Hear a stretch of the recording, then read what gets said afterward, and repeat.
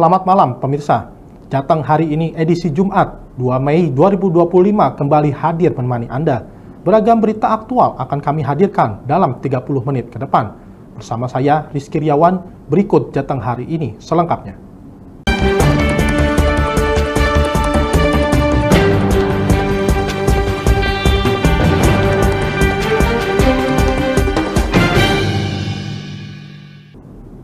Kasus penyitaan aset BMT Harum semakin memanas, menyusul penutupan kantor yang disegel dan dikelilingi banner bertuliskan aset BMT Harum disita oleh anggota grup, di mana salah satu kuasa hukum nasabah mengatakan bahwa penyitaan yang dilakukan dengan memasang banner di kantor BMT Harum adalah ilegal dan tidak sah.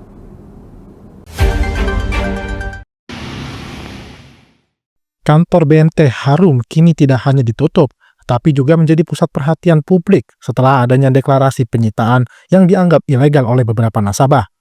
Dalam gugatan yang diajukan ke Pengadilan Agama Rembang, nasabah yang berhasil memenangkan tuntutan senilai 12 miliar rupiah itu menyatakan bahwa tindakan sita tersebut adalah bentuk vandalisme. Hal itu disampaikan oleh kuasa hukum mereka, Abdul Munim. Dirinya mengatakan bahwa nasabah yang menggugat mengungkapkan bahwa proses hukum yang mereka lalui memakan waktu selama 8 bulan untuk memperoleh putusan. Dirinya menegaskan bahwa penyitaan aset tanpa melalui mekanisme pengadilan adalah tindakan yang melanggar hukum. Untuk kantor yang di situ ada tulisan ya, ada plakat atau banner bahwa kantor disita oleh anggota. Ya, tentu ini kita sayangkan, kita menyampaikan saja bahwa kewenangan di dalam melakukan penyitaan aset itu hanya pengadilan melalui gugatan, sehingga ketika itu tidak dilakukan maka itu adalah ilegal. Maka ini juga saya sampaikan itu membahayakan juga karena telah melakukan bisa dikatakan vandalisme ya, karena di situ adalah lembaga dan lembaga itu ada penanggung jawabnya, dan ketika orang lain mengatasnamakan apapun kemudian menyegel tanpa melalui pengadilan, ini masalah. Jadi saya harapkan hal-hal yang seperti itu jangan sampai terjadi. Ini negara hukum, tentu kita akan melakukan apapun dengan cara hukum. Abdul Munim menambahkan bahwa hanya pengadilan yang berhak melakukan penyitaan. Dengan demikian, aset yang disita seharusnya diberikan kepada nasabah yang menang gugatan melalui jalur hukum yang benar. Dari Rembang, Vicky Rio, Lingkar TV melaporkan. Dewan Buruh Kabupaten Kendal mendesak pemerintah untuk mencabut sistem outsourcing bagi tenaga kerja di bidang produksi. Menurut mereka, kebijakan tersebut sangat merugikan kaum buruh karena menurunkan jaminan kesejahteraan dan juga keamanan kerja. Hal tersebut disampaikan oleh Sekretaris Dewan Buruh Kabupaten Kendal, Nasruddin, dalam acara sarasehan peringatan Hari Buruh Internasional atau May Day yang digelar di Pendopo Temenggung, Bahu Rekso. Kegiatan ini turut dihadiri oleh Bupati Kendal, Diah Kartika Permanesari, serta perwakilan dari dinas terkait. Dalam kesempatan yang sama, Bupati Kendal Diah Kartika Permanesari mempersilahkan pihak buruh menyuarakan aspirasi dan pemerintah akan berupaya memberikan solusi yang adil. Dalam kesempatan ini, tidak meminta agar momentum peringatan May Day bisa menjadi sarana untuk meningkatkan perlindungan dan kesejahteraan buruh. Apalagi KIK sedang berproses untuk tahap 2 dari pajak. Sedang berproses, masih ada pembebasan lahan juga. Dan insya Allah nanti KIK tahap 2 juga 1000 hektar yang tentunya nanti akan semakin banyak perusahaan-perusahaan yang masuk ke Kabupaten Kendal, sehingga tentunya juga akan memberikan dampak yang positif bagi tenaga kerja Kendal. Dan juga ada satu kawasan industri lagi, yaitu kawasan industri super di Patabon seluas 1080 hektar juga. Ini juga sedang berproses karena terkait juga untuk akses jalan masuk juga yang masih berkoordinasi dengan pemerintah pusat karena membutuhkan biaya yang besar untuk akses jalan masuknya. Dan semoga dengan adanya tumbuhnya kawasan industri yang semakin berkembang di Kabupaten Kendal ini, harapan kami tentunya semakin banyak investor yang akan menanamkan sahamnya di Kabupaten Kendal ini. Apalagi Kabupaten Kendal ini tahun 2024 kemarin ini tertinggi investor yang masuk ke Kabupaten Kendal, yaitu sebesar 14,2 triliun, mengalahkan Kota Semarang yang sebesar 9,8 triliun, kemudian KIPD Batang 5,9 triliun. Harapan kita semua tentunya 2025 juga tertinggi investor yang masuk di Kabupaten Kendal ini. Sementara itu, Sekretaris Dewan Buruh lainnya, Nasruddin, menyoroti keberadaan Undang-Undang Omnibus Law yang dinilai semakin memperkuat posisi outsourcing dalam sistem ketenaga kerjaan. Ia menegaskan tenaga kerja outsourcing harus dihapus untuk posisi produksi. Perjuangan satu terkait dengan job security, perlindungan terhadap pekerjaan. Yang kedua terhadap income security, yaitu pendapatan. Jadi perlindungan pendapatan. Yang ketiga adalah social security, perlindungan sosial. Tiga hal ini yang harus dan tetap kita perjuangkan sampai dengan hari ini. Karena apa? Selama ini mulai dari apalagi setelah terbitnya Omnibus Law, meskipun sudah kita menangkan di MK, itu sampai hari ini undang-undang kerjaan belum terrealisasi juga sampai dengan hari. Makanya hari ini dalam rangka Mei 2025 kita menurut satu adalah segera ditetapkan atau dibuat undang-undang kerja yang baru sebagai amanah dari putusan MK 168. Kemudian yang kedua, hapus sistem kerja outsourcing dan sistem kontrak kerja seumur hidup atau terus-menerus. Itu yang membuat kawan-kawan buruh itu tidak punya kepastian pekerjaan, kepastian upah dan jaminan sosial. Nah, ini praktek-praktek outsourcing itu sekarang sangat marak sekali. Apalagi di Kendal khususnya, di kawasan KIK, outsourcing, kontrak seumur hidup itu sangat marak sekali. Dan sampai dari ini pelindungan dari pemerintah itu belum sepenuhnya bisa terlaksana. Ini tuh. Anda melihat program outsourcing itu seperti apa? Oke, kalau kita melihat di undang-undang sebelumnya, sebelum Omnibus Law, di Undang-Undang 13 2003, itu hanya ada beberapa jenis pekerjaan yang boleh di-outsource.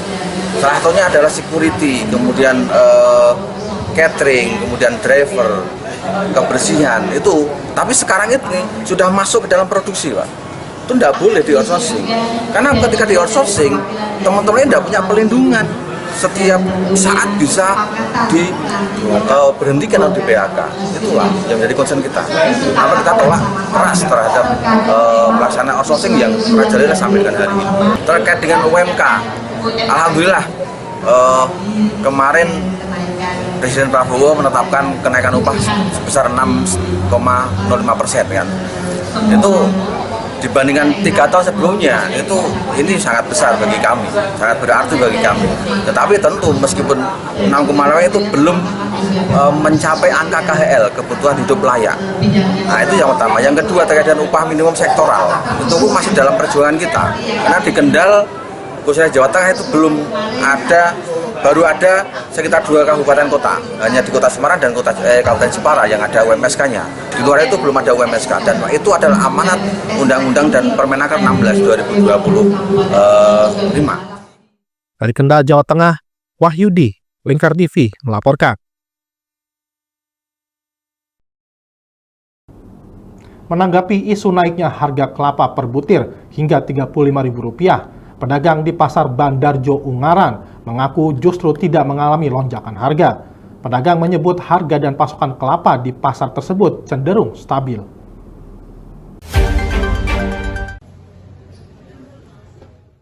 Sebelumnya, isu terkait kenaikan harga kelapa sempat mencuat, di mana harga per butir kelapa mencapai Rp35.000 dan membuat masyarakat memilih untuk tidak membeli untuk kebutuhan memasak.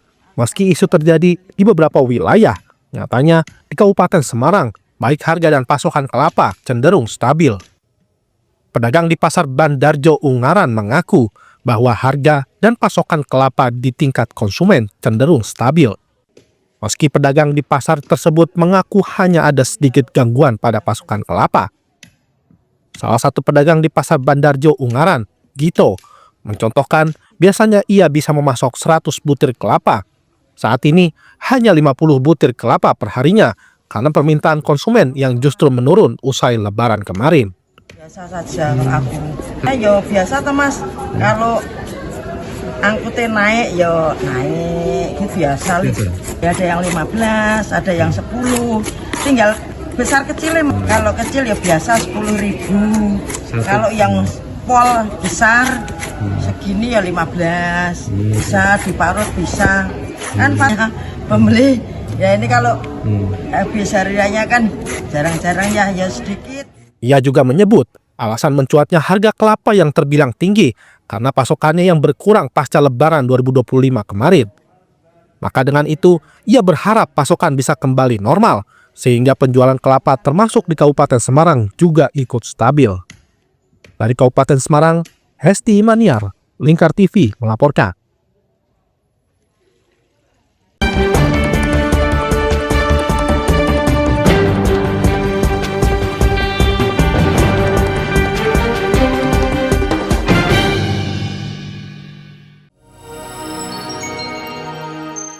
Selain si retinol ini, kalau gitu ngomongin retinol, apa sih dok sebenarnya retinol itu? Bagus nih Jadi programnya. yang saat ini ya kayaknya sudah beberapa tahun yang Wah, lalu. boleh banget nih ditonton setiap hari. Meanwhile,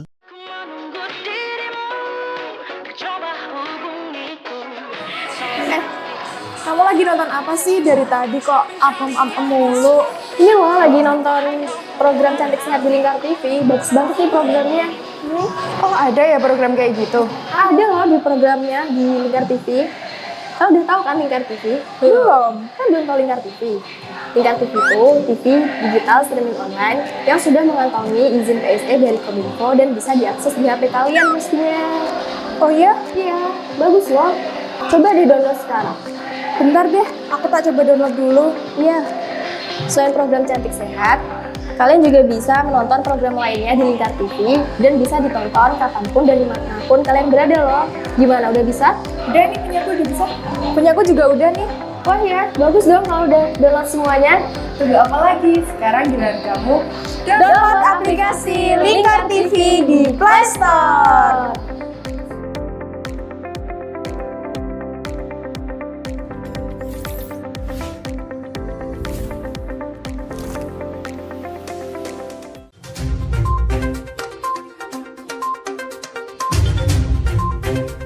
Merangkum semua peristiwa sebagai berita yang penuh fakta.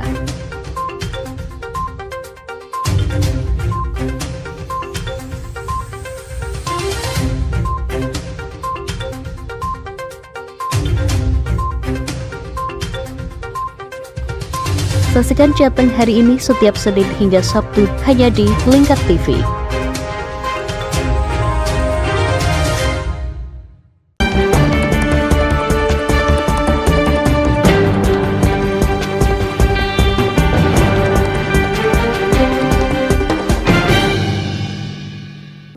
Pasien demam berdarah dengue atau DBD di RSUD Dr. Sutrasno, Rembang mengalami tren penurunan setelah mengalami lonjakan kasus pada awal tahun. DBD di Rembang menunjukkan tanda-tanda positif dengan penurunan signifikan pada bulan April.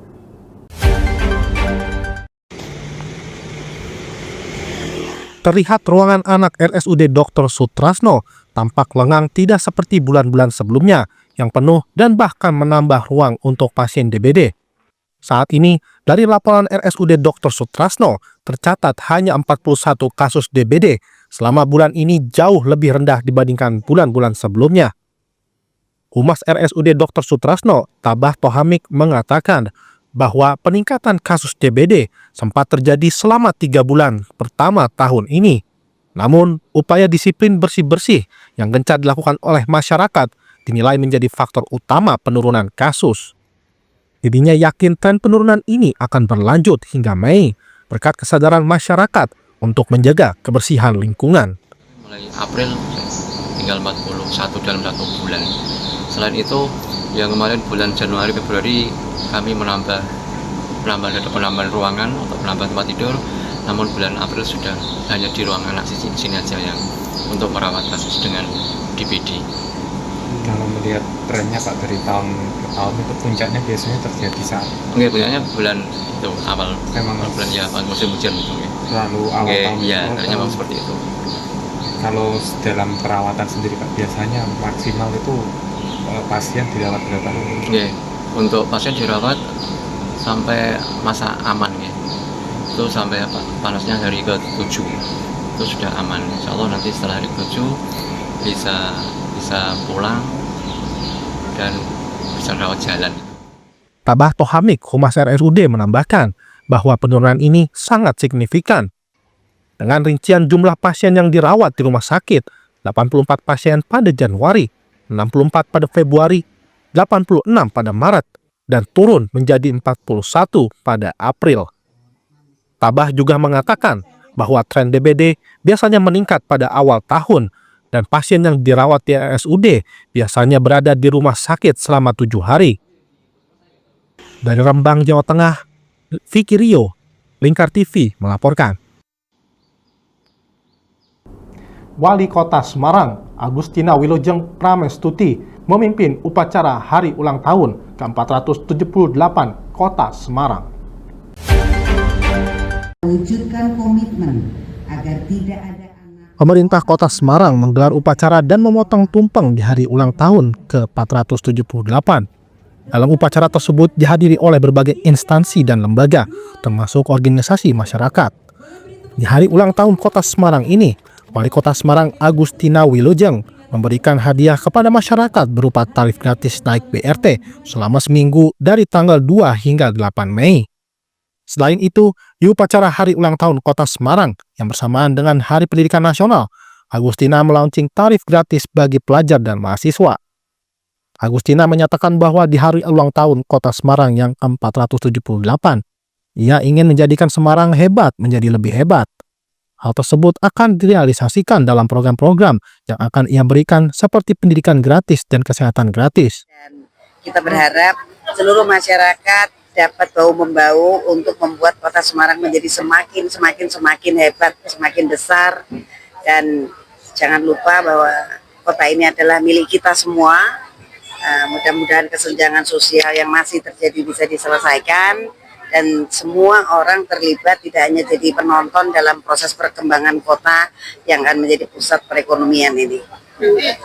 Yang menjadi PR apa Bu untuk tahun 4? PR pertama tentu masih infrastruktur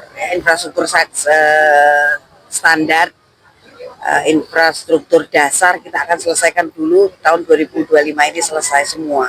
Infrastruktur yang berkaitan tidak hanya jalan, jembatan, gorong-gorong, tetapi juga infrastruktur pendidikan, infrastruktur kesehatan, dan infrastruktur lain yang nanti akan berkaitan dengan proses bertumbuh yang harus kita biayai secara maksimal sampai dengan tahun 2029. Dari Kota Semarang, Syahril Muadz, Lingkar TV melaporkan.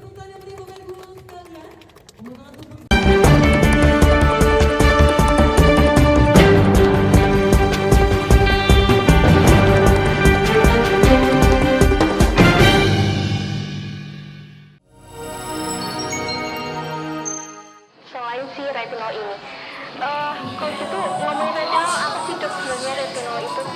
Bagus nih programnya. Yang saat ini ya kayaknya sudah beberapa tahun yang Wah, boleh banget nih ditonton setiap hari. Meanwhile,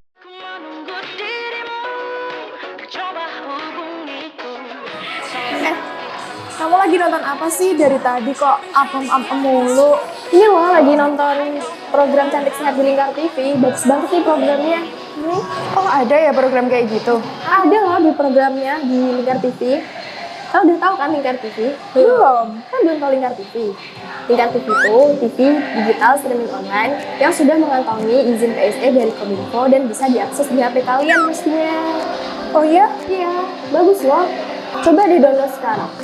Bentar deh, aku tak coba download dulu. Iya. Selain program Cantik Sehat, kalian juga bisa menonton program lainnya di Lingkar TV dan bisa ditonton kapanpun dan dimanapun kalian berada loh. Gimana, udah bisa? Udah nih, punyaku udah bisa. Punyaku juga udah nih. Wah ya, bagus dong kalau udah download semuanya. Tunggu apa lagi? Sekarang giliran kamu Download aplikasi Lingkar TV di Play Store.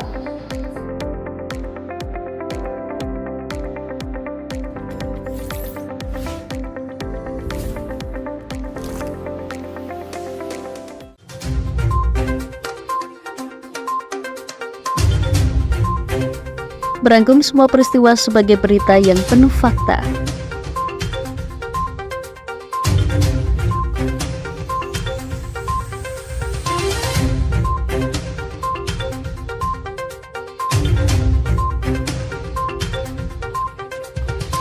Saksikan Jateng hari ini setiap Senin hingga Sabtu hanya di Lingkar TV.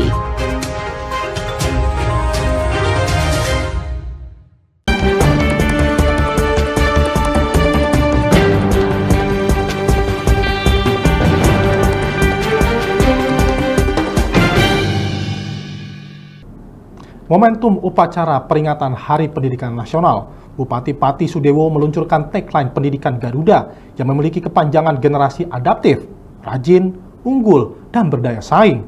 Langkah ini sebagai bentuk komitmen peningkatan kualitas sumber daya manusia yang cerdas dan berkarakter.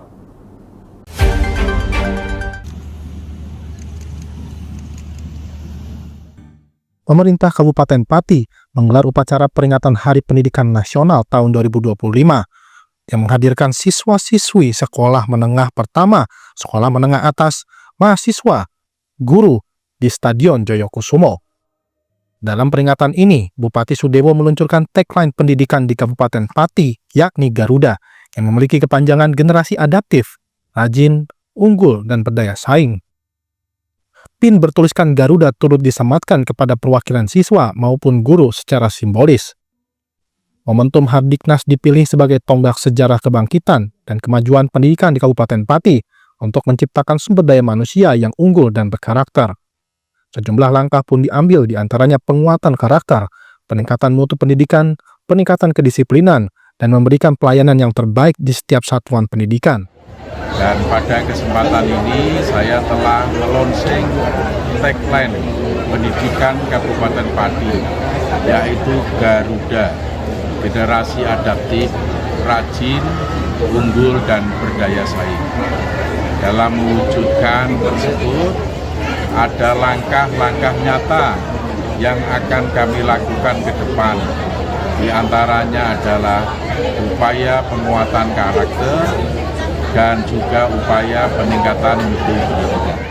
Dalam rangkaian upacara, para siswa pun diminta berikrar untuk dapat belajar dengan tekun dan sungguh-sungguh untuk menggapai cita setinggi langit. Saya sebagai murid SMP sangat mendukung dengan program Garuda. Dan harapan saya untuk pendidikan di Kabupaten Pati ini semoga semakin maju, semakin berkarakter, dan semakin bisa berada di tingkat nasional maupun internasional. Kan ke depan lebih bagus, lebih baik, dan bermanfaat untuk anak didik. Karena seperti yang dicanangkan oleh Bapak Bupati Pati, yaitu generasi Garuda, generasi yang adaptif, yang unggul, rajin, dan berdaya saing di masyarakat. Oke. Bu, terkait kesejahteraan guru, harapannya di momen Hari Pendidikan seperti apa? Nah, ini berharap kita untuk kesejahteraan, tentunya kita pengen untuk kesejahteraan ini, karena kesejahteraan ini paling tidak sertifikasi sudah lancar, itu sudah merupakan kesejahteraan kami, dan yang utamanya, yang penting untuk segala sesuatunya yang berkaitan dengan kami selaku pendidik ini, kesejahteraan itu juga merupakan penunjang bagi kami untuk berkarya. Dari Pati, Mutia Parasti, Lingkar TV melaporkan. Baik pemirsa, untuk mengetahui lebih lanjut peluncuran tagline pendidikan Garuda oleh Bupati Pati Sudewo, saat ini kami telah terhubung dengan reporter Mutia Parasti di lapangan. Baik, silakan Mutia untuk laporannya. Baik pemirsa, momentum Hari Pendidikan Nasional di Kabupaten Pati tahun 2025, pemerintah Kabupaten Pati menggelar upacara peringatan Hardiknas di Stadion Joyokusumo Pati. Momentum ini dimanfaatkan Bupati Pati Sudewo untuk meluncurkan tagline pendidikan berupa Garuda yang memiliki kepanjangan generasi adaptif, rajin, unggul, dan berdaya saing. Kegiatan ini dihadiri oleh tamu undangan dari lintas sektor, baik dari instansi pemerintahan maupun dari sekolah-sekolah yang ada di Kabupaten Pati, serta satuan pendidikan tingkat menengah dan juga tingkat pertama. Bupati Pati Sudewo menegaskan bahwa komitmennya serius dalam menangani pendidikan demi tercapainya peningkatan sumber daya manusia di Kabupaten Pati yang unggul baik dari segi karakter maupun kualitasnya. Pihaknya pun juga menegaskan para satuan pendidikan atau para guru maupun pelayan pendidikan nantinya diharapkan untuk dapat memberikan pelayanan yang terbaik dan prima bagi para siswa-siswi dan memberikan dedikasinya secara ikhlas untuk memberikan ilmu kepada para siswa-siswi agar tercipta generasi yang cerdas dan juga berkarakter. Para siswa juga diharapkan untuk belajar dengan giat dan tekun untuk meraih prestasi dan mempertanggungjawabkan nilai yang sesuai, mempertanggungjawabkan ilmu yang sesuai dengan nilainya. Kembali ke studio. Baik, terima kasih Mutia atas laporannya. Selamat bertugas kembali. Desa Ngrapyak, Kecamatan Undaan, salah satu peserta lomba desa tingkat Kabupaten Kudus tahun 2025. Berbagai produk UMKM ditampilkan, mulai dari peyek khas hingga anyaman bambu dan jamu tradisional. Bisa sukses. Inilah suasana penilaian lomba desa tingkat Kabupaten Kudus yang digelar di Desa Ngrapyak pada Jumat siang waktu setempat. Berbagai produk UMKM dari warga lokal diperlihatkan, mulai dari kerajinan anyaman bambu, tempat tisu, tempat lampu, hingga aneka jamu dan peyek. Bupati Kudus Samani Intakoris yang hadir dalam kegiatan tersebut turut meninjau stand UMKM warga dan bahkan membeli langsung peyek produk Desa Ngrapyak. Ya, ini kan suatu kearifan lokal, produk lokal yang ditunjukkan oleh Desa Ngrapyak dalam rangka lomba desa tingkat kabupaten. Moga-moga ini sebagai inspirasi, sebagai semangat saudara-saudara di Ngeplak dan Undaan untuk berkarya terus, terutama UMKM. Kita siap, baru teman-teman di desa baru melaksanakan musdes khusus untuk pembentukan koperasi merah putih. Harapannya nanti kalau berbuat sendiri di sektor apa mungkin? Di sini sektor pertanian, umpamanya pupuk langsung ke petani, obat-obatan langsung ke petani, mungkin bantuan-bantuan langsung lewat koperasi langsung ke petani. Lomba desa ini menjadi agenda tahunan Pemkab Kudus untuk mendorong desa berinovasi, termasuk dalam bidang pembangunan dan ekonomi kreatif. Kepala Dinas Pemberdayaan Masyarakat dan Desa Kabupaten Kudus, Fahmi Dwi Arfana mengungkapkan, masih ada beberapa desa dan kelurahan lain yang akan dinilai dalam waktu dekat. Di tingkat kabupaten, harapan juara 1, 2, 3, harapan 1, 2, 3, sama yang ukuran 1, 2. Kalau hadiahnya sendiri itu nanti untuk apa? Hadiahnya selain untuk penguatan yang ada di desa, sekaligus untuk persiapan mengikuti lomba provinsi. Jadi kan nanti ada bergeringnya teman-teman desa untuk menguatkan di indikator, 3 indikator, baik pemerintahan, kewilayahan maupun pembangunan yang ada di desa. Itu nanti. Penilaian di tingkat kabupaten sama Jawa Tengah sama enggak? Indikatornya sama, cuman mungkin wilayahnya kita bersaingnya tidak hanya kabupaten, tingkat provinsi, nanti yang terbaik di tingkat provinsi dan nantinya ke nasional. Kalau sudah menjadi di tingkat provinsi paling tidak untuk acuan desa-desa yang lain se-Jawa Tengah itu untuk dikunjungi, untuk melihat otomatis dengan kunjungan tersebut namanya desa tersebut pasti akan juga meningkatkan perekonomian.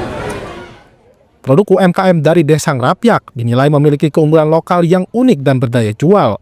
Warga dan pemerintah desa berharap melalui lomba desa ini, UMKM setempat bisa makin dikenal dan meningkatkan perekonomian desa. Kearifan lokal yang diusung Desa Ngrapyak tak hanya untuk lomba, namun juga sebagai semangat meningkatkan kesejahteraan masyarakat melalui pemberdayaan UMKM. Dari Kudus, Lingkar TV, Fatur Rahman melaporkan. Di balik rumah sederhana di Kota Semarang, sepasang suami istri membuktikan bahwa kerja keras dan keberanian mengambil langkah baru dapat mengubah nasib.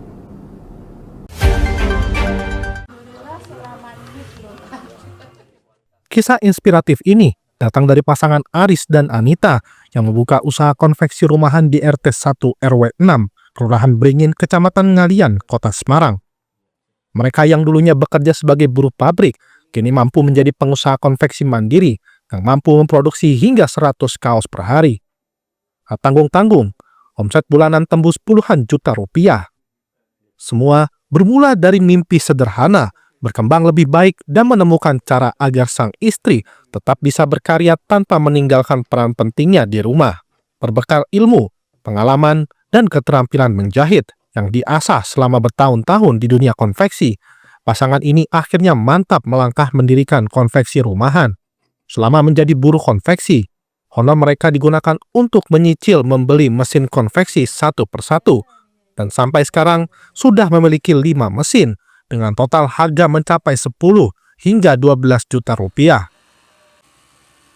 Di awal merintis, Aris dan sang istri sempat kesulitan menjaring pelanggan dan nyaris tak ada pesanan yang masuk. Namun, semangat mereka tak pernah surut. Kini, setelah 11 tahun berjalan, usaha konveksi rumahan mereka tumbuh pesat dan dipercaya berbagai kalangan, mulai dari individu hingga pemesan skala besar seperti komunitas, rumah sakit, sekolah, dan lainnya. Aris dan istrinya dapat memproduksi berbagai jenis pakaian seperti kaos, celana, jas, seragam sekolah, wearpack, kebaya, dan lain-lain. Harganya pun bervariasi, mulai 50.000 hingga ratusan ribu rupiah, tergantung kerumitannya. Dari usaha konveksi ini, ia bisa meraup penghasilan 10 hingga 15 juta rupiah per bulan. Yang sebelumnya saya buka konveksi, saya ikut konveksi, kerja di konveksi gitu ya. Itu ya dari mulai tahun 2000-an, tahun 2000 sampai 2014. Nah, 2014 sampai sekarang alhamdulillah mulai dari 2014 buka konveksi bisa berjalan sampai sekarang. Kenapa saya memilih untuk buka konveksi sendiri, karena ya sebenarnya simpel aja, karena kita sebagai manusia harus berkembang, harus bisa lebih baik dari hari kemarin. Yang dulu kemarin ikut orang, sekarang bisa kerja sendiri gitu loh. Yang dulu ikut konveksi, berusaha karena kita punya skill, punya kemampuan, kita mencari pengalaman di luar. Setelah kita punya skill, punya pengalaman, kita buka konveksi sendiri di rumah. Alhamdulillah tercapai keinginan saya untuk membuka konveksi sendiri di rumah mulai tahun 2014 sampai sekarang berjalan ya. Omsetnya lumayan. Kalau bikin baju itu bisa sampai 20 piece, ya, kaos bisa sampai 30 piece. Yang kalau dari segi jasa itu bisa sampai 300.000 sampai 300.000 per hari. Terus nanti tambah ada orderan pesanan, nanti bisa sampai kalau 300.000 kali 300 kali 30 kan 9 juta, 9 sampai 10 juta untuk jasa, dan bisa sampai 2 sampai 5 juta untuk pesanan. Salah satu pelanggan Fatihir Rizky Arza, warga Sampangan, mengaku membuat seragam di tempat Aris dan Anita lantaran kualitasnya bagus dan harganya pun terjangkau untuk semua kalangan. Karena saya sudah sering juga kan untuk masukin baju atau bahan di sini buat bikin baju. Terus juga ini terakhir baju ini juga saya ngecilin di sini juga untuk supaya body press aja gitu, Mas. Ini untuk kualitas, kemudian untuk harganya gimana, Mas? Di sini dibandingkan dengan konveksi lainnya, Mas? Kalau di sini untuk kualitas jangan ditanya lagi, Mas, jangan diragukan lagi, udah bagus banget. Dan untuk harga juga lumayan cukup terjangkau untuk saya yang mahasiswa, cukup terjangkau. Itu udah langganan di sini ya, Mas ya? Iya, saya sudah langganan di sini. Mas tambahin. Sejak kapan, Mas? Langganan sini, Mas? Udah berapa kali, Mas? Kalau berapa kali? Belasan ada mungkin. Dari Kota Semarang, Syahril Mu'adz, Lingkar TV melaporkan.